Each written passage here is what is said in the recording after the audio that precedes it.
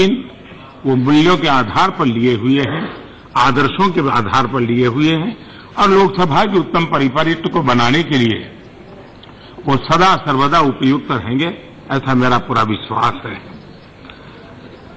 आपने जिस श्री संगठन का शुरुआत की, मैं समझता हूं कि नए सदस्यों के लिए ये अपने आप में बहुत उपकारक काम आपने किया है। उसने डिबेट को, उसके कंटेंट को, जानकारियों को और अधिक समृद्ध करने की बहुत बड़ी भूमिका अदा की। अध्यक्ष महोदय, 2014 में मैं भी उन सांसदों में से एक था जो पहली बार आए थे। न मैं इसकी ज्योग्राफी भी जानता था, न किस गली से कहां जाते हैं वो भी पता नहीं था, बिल्कुल नया था और हर चीज को बड़ी जिज्ञासा से देखता था, ये क्या है, यहां क्या है, ऐसा सब देख रहा था। लेकिन जब मैं यहां बैठा तो ऐसे ही देख रहा था, एक बटन किस चीज के हैं, क्या है, समझने की कोशिश करता था। तो मैंने यहां एक प्लेट देखा। उस प्लेट पर, क्योंकि मेरी को जानकारी है कि मेरे पहले 13 प्रधानमंत्रियों ने इस स्थान पर रह करके अपना दायित्व निभाया है, लेकिन मैंने प्लेट देखा, उसमें सिर्फ 3 ही प्रधानमंत्री के नाम हैं। ऐसा क्यों हुआ होगा, क्या तर्क होगा? जो लिबरल विचार के बहुत बड़े विद्वान लोग रोज उपदेश देते रहते हैं, वो जरूर इस पर चिंतन करेंगे और कभी भी हमारा मार्गदर्शन करेंगे। लेकिन यानी हर चीज मेरे लिए एक नई थी, जिज्ञासा थी और उसी समय से मैं देख रहा हूं कि काम हमारा करीब करीब 3 दशक बाद एक पूर्ण बहुमत वाली सरकार बनी और आजादी के बाद पहली बार कांग्रेस गोत्र की नहीं है, ऐसी पूर्ण बहुमत वाली सरकार बनी।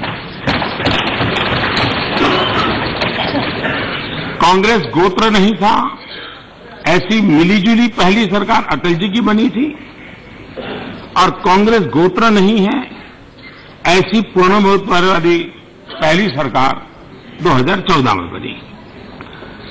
और इन 16वीं लोकसभा में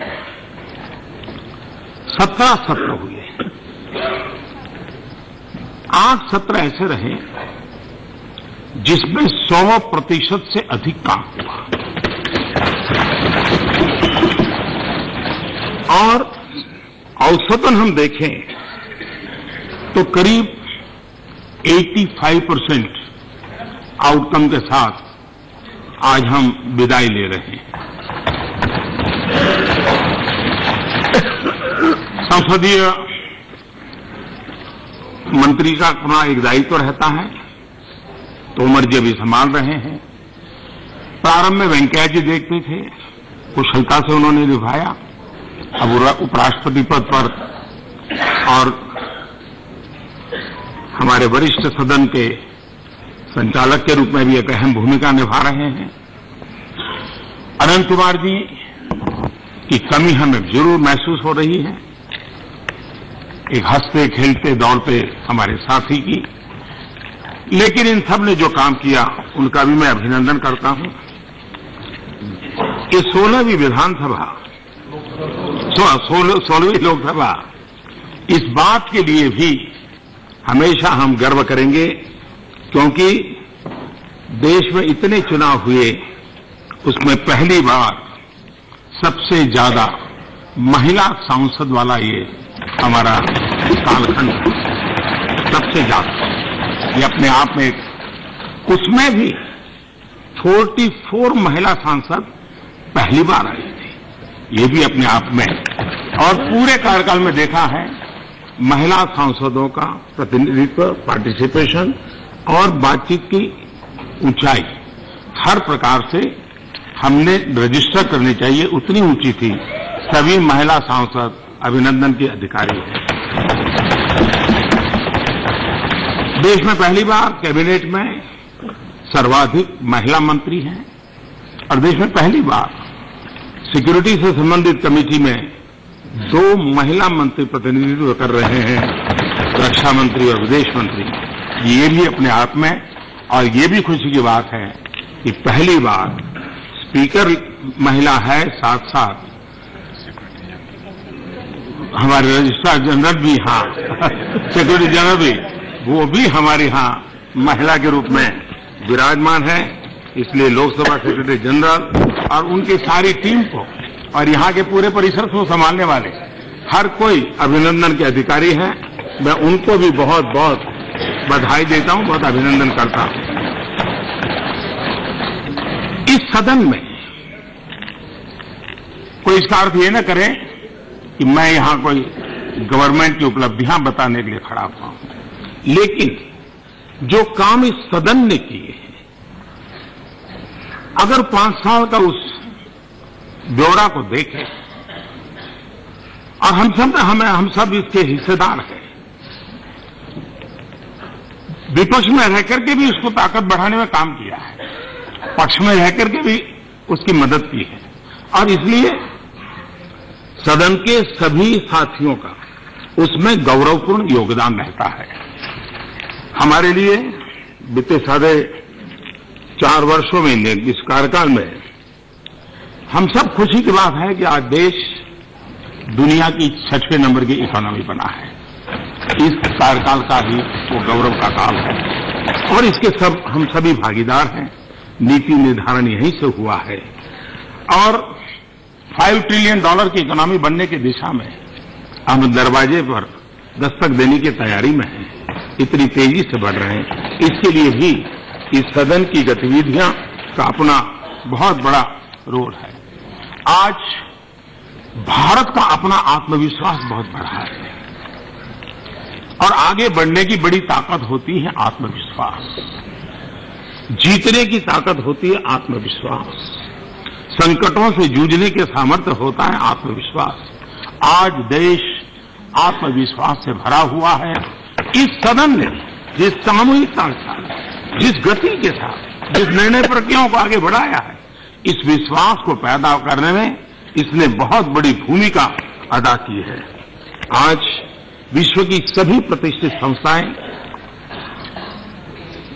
विश्व मान्य संस्थाएं भारत के उज्जवल भविष्य के संबंध में बिना हिचकिचाहट एक स्वर से उज्जवल भविष्य के संबंध में अपनी संभावनाएं बताते रहते हैं और ये देश के लिए स्वाभाविक रूप से यही कालखंड रहा है, ये भी कालखंड रहा है। ये भारत डिजिटल वर्ल्ड में अपनी जगह बना चुका है, अनेक उपलब्धियां प्राप्त की हैं। ऊर्जा के क्षेत्र में, ऊर्जा बचत के क्षेत्र में भारत ने दुनिया जब ग्लोबल वार्मिंग की चर्चा कर रही है, उस ग्लोबल वार्मिंग के जमाने में यह देश है जिसने इंटरनेशनल सोलर अलायंस को लीड किया और जिस प्रकार से आज विश्व में पेट्रोलियम प्रोडक्ट कर रहे देशों की एक गठबंधन की ताकत बनी है, वो दिन दूर नहीं होगा जब भारत के इस निर्णय का असर आने वाले दशकों में नजर आएगा। उतनी ही ताकत के साथ इंटरनेशनल सोलर अलायंस एक ग्लोबल वार्मिंग के खिलाफ की लड़ाई, पर्यावरण की रक्षा की चिंता, लेकिन दुनिया को एक अल्टरनेट जीवन देने की व्यवस्था, ये करने में मैं मानता हूं ये कार्यकाल अपनी बहुत बड़ी भूमिका अदा कर रहा है।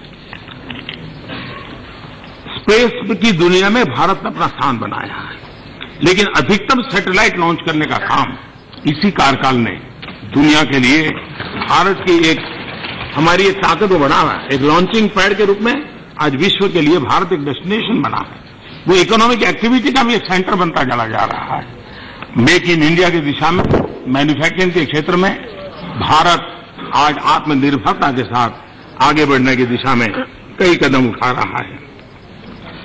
वैश्विक परिवेश में आज भारत को गंभीरता से सुना जाता है और कभी कभी मैं कहता हूं, लोगों को भ्रम होता है कि भाई मोदी हैं या सुषमा जी हैं इसके कार्यकाल में दुनिया में हमारी इज्जत बहुत बढ़ गई है, दुनिया में वाहवाही हो रही है, और वो कहते होंगे लोग, लेकिन रियलिटी जो है वो और है। जिस रियलिटी का मूल कारण है पूर्ण बहुमत वाली सरकार।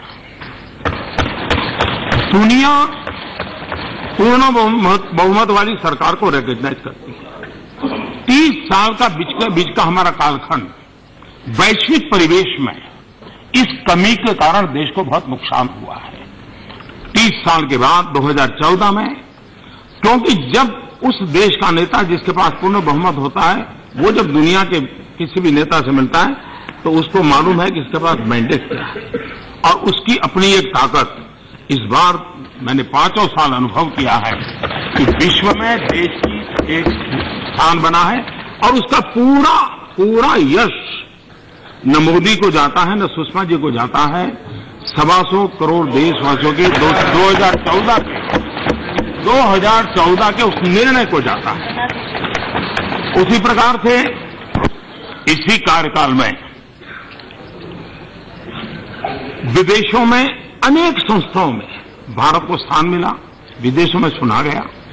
अब हम देखें बांग्लादेश, इसी सदन ने सर्वसम्मति से लैंड डिस्प्यूट का सॉल्यूशन किया।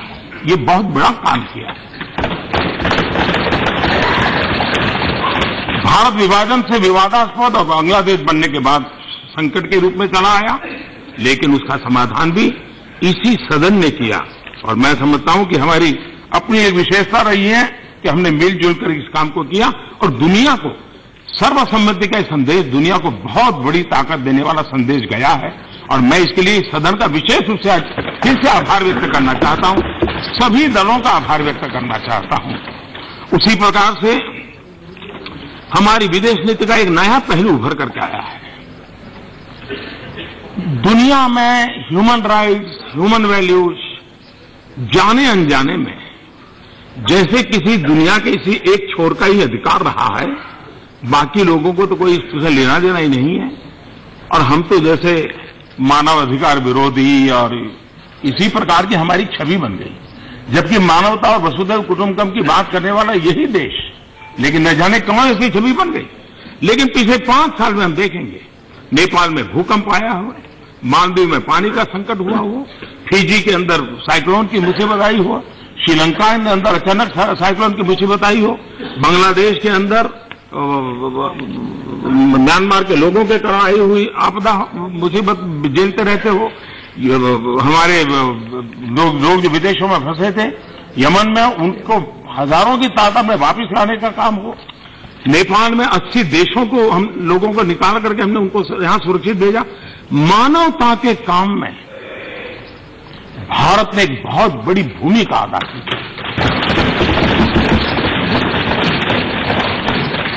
योग पूरे विश्व में एक गौरव का विषय बन गया है। विश्व में यूएन में अब तक यूएन में जितने रिजोल्यूशन पास हुई हैं, सबसे तेज गति से, सबसे ज्यादा समर्थन से अगर कोई रिजोल्यूशन पास हुआ है तो योगा के समय इंटरनेशनल योगा डे है। यूएन के अंदर बाबा साहब आंबेडकर की जन्म जयंती, महात्मा गांधी की जन्म जयंती मनाई जा रही है।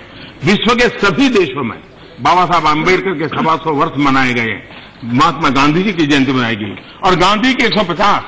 कोई कल्पना नहीं कर सकता है कि वैष्णव वजन तो तेरे रे कहिए जो हम लोगों की रगों में है।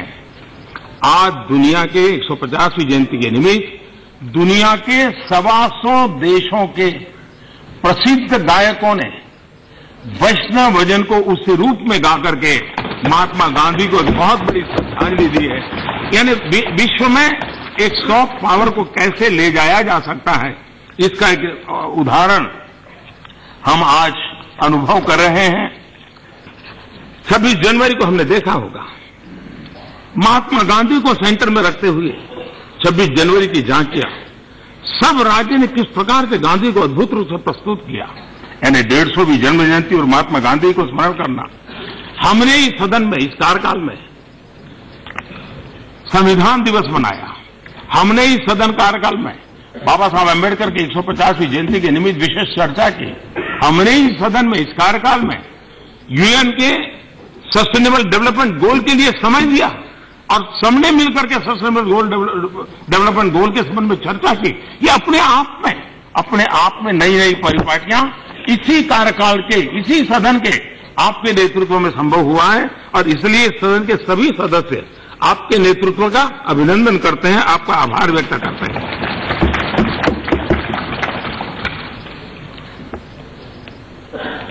करीब 219 बिल इंट्रोड्यूस हुए और 203 बिल पारित हुए।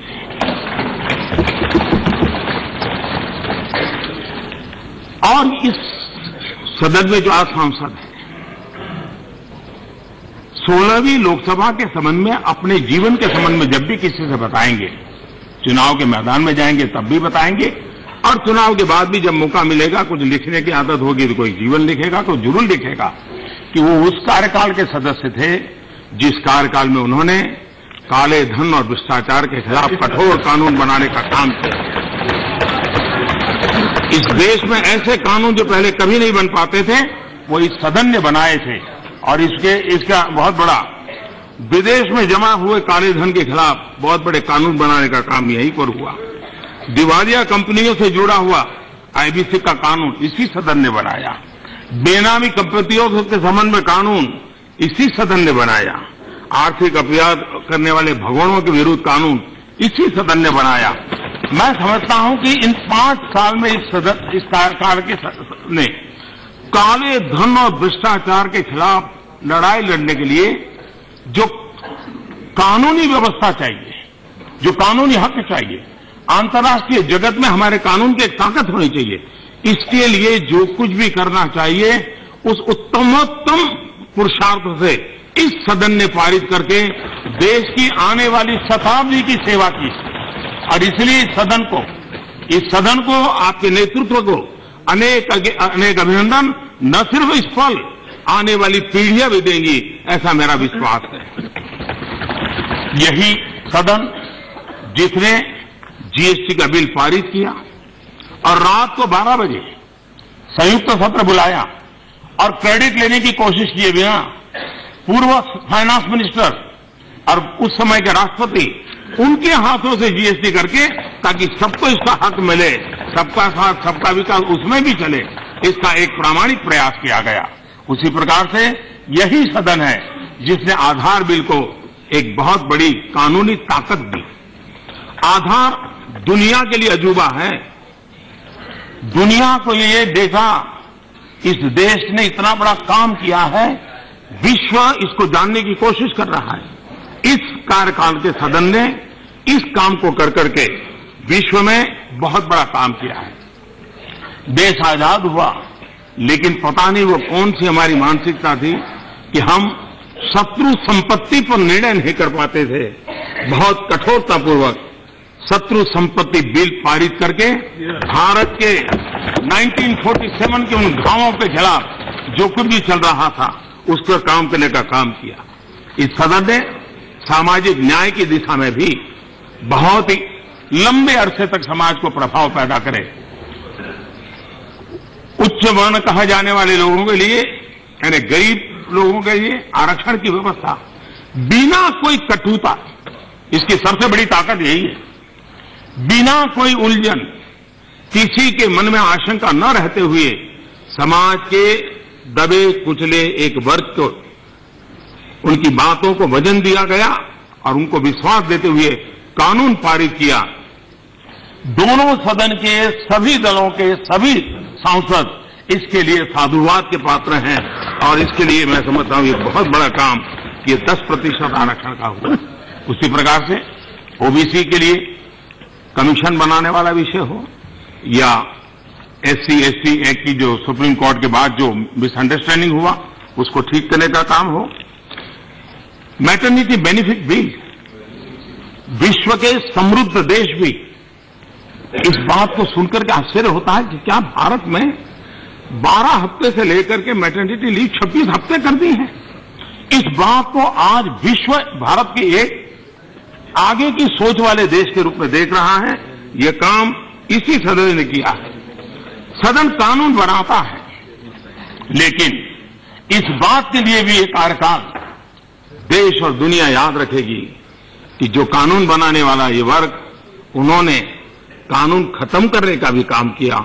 1400 से ज्यादा कानून खत्म इसी सदन के सदस्यों ने करके देश को काफी एक जंगल जैसा कानूनों का बन गया था, उसमें रास्ते खोजने की दिशा में एक शुभ शुरुआत की है।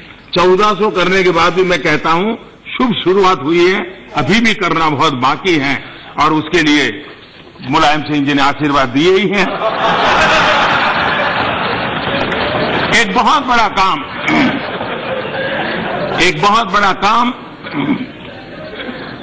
और मैं मानता हूं कि देश को इसको अच्छे ढंग से जैसे पहुंचना चाहिए था, हम पहुंचा नहीं पाए। हम सभी सांसदों पर एक कलंक हमेशा लगा रहता था कि हम ही लोग हमारे वेतन तय करते हैं, हम ही लोग मर्जी पड़े उतना बढ़ा देते हैं, हम देश की परवाह नहीं करते। और जिस दिन सांसदों का वेतन बढ़ता था, दुनिया भर की टीका टिप्पणी हमारे पर होती थी और ये पिछले 50 साल से हो रही थी। पहली बार इस समय के सभी सांसदों ने मिलकर के इस आलोचना से मुक्ति का रास्ता खोज लिया और एक ऐसी संवैधानिक व्यवस्था बना दी कि उस संविधान की व्यवस्था के तहत औरों का जब होगा, इनका भी हो जाएगा। अब स्वयं इस काम के भागीदार सांसद अकेले नहीं होंगे और सांसदों को बहुत बड़ी मुक्ति मिल गई आलोचना से। लेकिन इसने उत्तम निर्णय की, जिस प्रकार से उसको रजिस्टर होना चाहिए था, जिसकी वाहवाही होने का 50 साल तो सांसदों को गालियां सुननी पड़ी है, बड़े बड़े वरिष्ठ नेताओं को गालियां सुननी पड़ी है, उससे मुक्ति देने का काम किया। हमारे जितेंद्र जी ने अच्छा खाना तो खिलाया, लेकिन बाहर हम आलोचना सुनते थे कि कैंटीन के अंदर पैसा बहुत कम है और बाहर महंगा है, एमपी क्यों ऐसा करते हैं। मुझे खुशी है कि जितेंद्र जी की कमेटी ने मेरी भावना को स्वीकार किया, स्पीकर महोदय ने भी स्वीकार किया और जो बहुत सस्ते में यहां दिया जाता था, आपको थोड़ा जेब में थोड़ा ज्यादा नुकसान हो गया, लेकिन उसमें से भी मुक्ति पाने की दिशा में हमने कदम बढ़ाया है और पूर्ण रूप से पहुंचने में भी आने वाले दिन में हमें अच्छी ताकत आकर के हम वो भी कर लेंगे, ऐसा मेरा विश्वास है।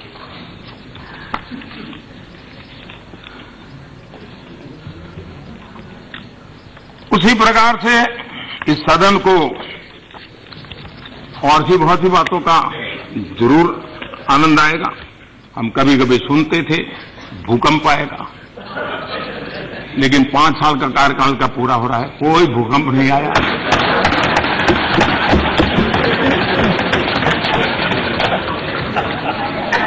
कभी हवाई जहाज उड़े हैं और बड़े बड़े लोगों ने हवाई जहाज उड़ाए और बड़े बड़े लोगों ने हवाई जहाज उड़ाए, लेकिन लोकतंत्र और लोकसभा की मर्यादा इतनी ऊंची है, भूकंप को भी पचा गया और कोई हवाई जहाज उसकी ऊंचाई पर नहीं जा पाया। ये लोकतंत्र के ताकत है, सदन के पास।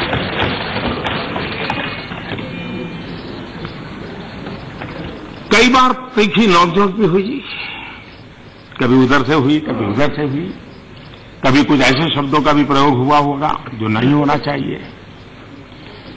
इस सदन में किसी भी सदस्य के द्वारा, जरूरी नहीं इस तरफ के उस तरफ के, इस सदन के नेता के रूप में मैं जरूर मिच्छामी दुक्कडम कहूंगा।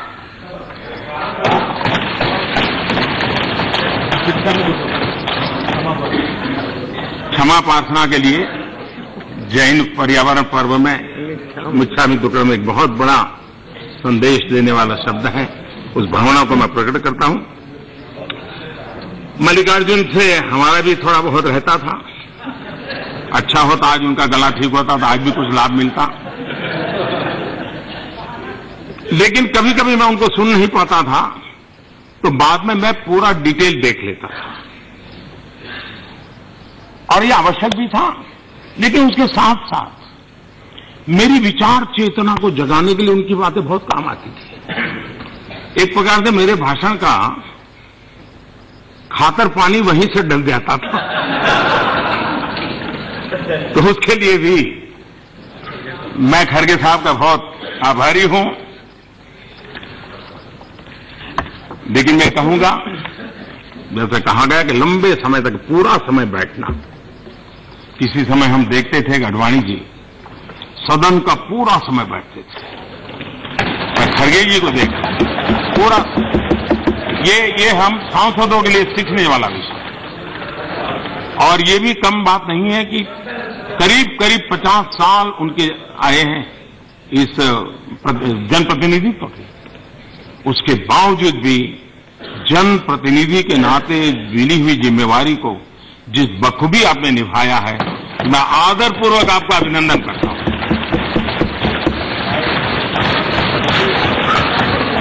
मैं पहली बार यहां आया था, बहुत सी चीजें नई जानने को मिली जिसका कुछ अर्थ ही जिंदगी में पता नहीं था।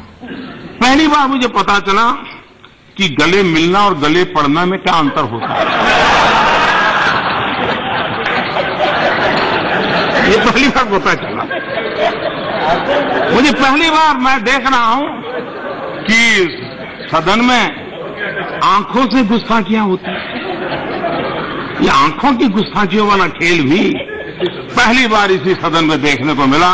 और देश की मीडिया ने भी बहुत को उसको मजा लिया। संसद की गरिमा बनाए रखना हर सांसद का दायित्व रहता है और हमने इसकी भरपूर सबने कोशिश की है। इस बार हमारे सांसद महोदय की टैलेंट का भी बड़ा बड़ा अनुभव आया। अभी जब मैं एक दिन भाषण कर रहा था राष्ट्रपति जी के ऊपर, ऐसा अट्टहास्य सुनने को मुझे मिलता था इस सदन में। मैं जरूर ये जो एंटरटेनमेंट इंडस्ट्री वाले हैं उनको इस प्रकार के अट्टहास्य की जरूर है, तो ये यूट्यूब से इतना देने के लिए अलाउ कर देना चाहिए। शायद अच्छे अच्छे कलाकार भी ऐसा अट्टहास्य नहीं कर पाते होंगे जो यहाँ पर सुनने को मिलता था। उसी प्रकार से ऐसी वेशभूषा, और मैं हमारे टीडीपी के साथी नहीं है, लेकिन टीडीपी के हमारे सांसद नारामल्ली शिवप्रसाद जी क्या अद्भुत वेशभूषा पहनकर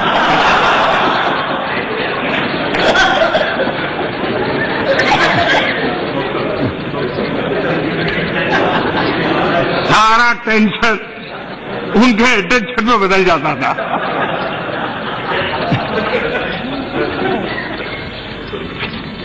इन हंसी खुशियों के बीच हमारा एक कार्यकाल बीता है। मुद्दे से एक नए सांसद ने आप सबसे बहुत कुछ सीखा है।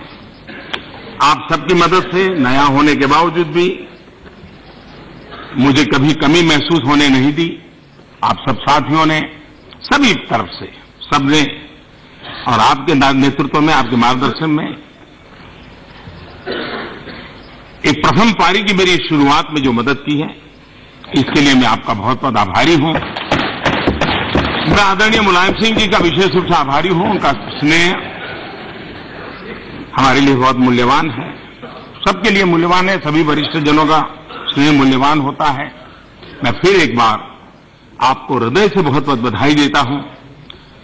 इस परिषद से जुड़े हुए सभी स्टाफ के लोगों को भी अंतःकरणपूर्वक अभिनंदन देता हूं, जिन्होंने सभी सांसदों की देखभाल की, कार्य के लिए जो कुछ भी आवश्यक व्यवस्थाएं करनी पड़ती थी की। और मैं सभी सांसदों को शुभकामनाएं देता हूं कि एक स्वस्थ लोकतांत्रिक परंपरा के लिए जब हम जनता के बीच जाने वाले हैं, तो हम स्वस्थ परंपरा को कैसे आगे बढ़ाएं, एक तंदुरुस्त स्पर्धा कैसे करें, उस तंदुरुस्त स्पर्धा को लेकर के लोकतंत्र को तंदुरुस्त बनाने में हम अपनी भूमिका कैसे अदा करें, इसी एक शुभकामनाओं के साथ, इसी भावना के साथ मैं अपनी वाणी को विराम देता हूं। मैं फिर एक बार नतमस्तक होकर के इस सदन के सभी सांसदों का हृदय से आभार व्यक्त करता हूं। धन्यवाद।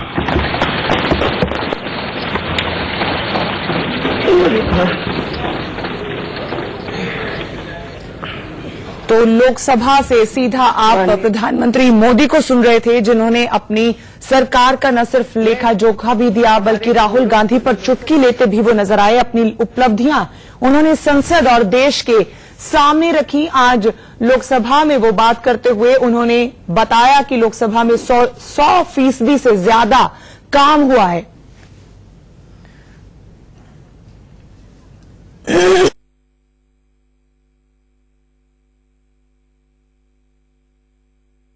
सरकार के काम का लेखा जोखा जनता के सामने रखा।